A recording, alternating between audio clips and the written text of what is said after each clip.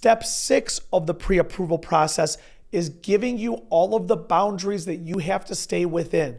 As an example, I might say to you, your ceiling is $350,000. Your interest rate today is in the twos, okay?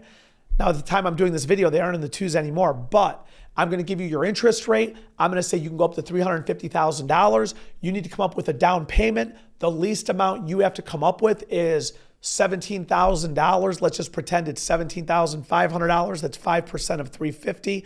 I'm just redoing the math in my head, and I believe I am correct. So I'm going to tell you how much money you need.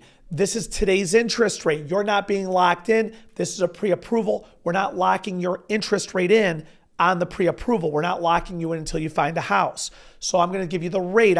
That's today's rate, but it's changing. How much money you need. The closing cost. You need to have this much for closing costs. As an example, this is what I tell people. I say there's 3 pieces of money you need to come up with. There's the down payment, the closing cost, and then the prepaid items, what I call the appraisal, the inspection, the homeowner's insurance. You need to come up with that amount of money.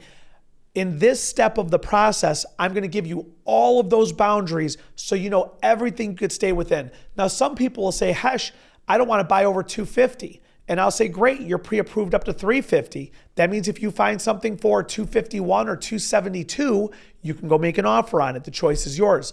Other people, I say, hey, I can only go up to $200,000, and they'll say, Hesh, but we want this house at $250,000. Okay, you can't get it. You've got to add a co-signer or something like that who can help get us up to those levels. That's step 6.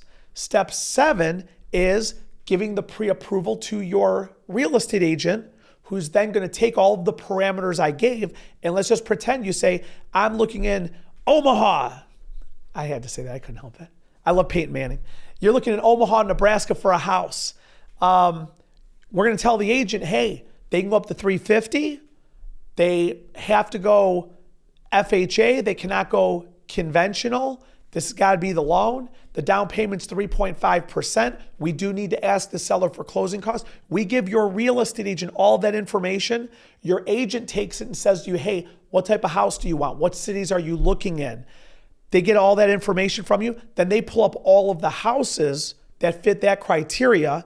They take you around to look at a house. And then at the end of the day, you make an offer. The offer is accepted. And then the loan actually begins.